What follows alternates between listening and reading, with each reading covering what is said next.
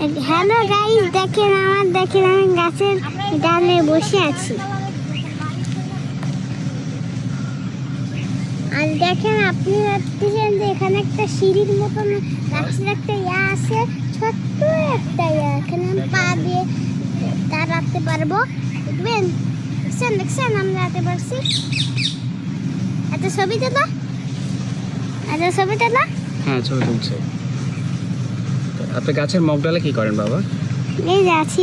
কিভাবে গাছে উঠতে পারলেন? আপনি গাছে ওঠা জানেন কিভাবে উঠতে হয়? হ্যাঁ জানি, কিন্তু এখানে দেখেন, এই যে এখানে একটা জিনিস দেখতেছেন না, সিঁড়ির মতনই।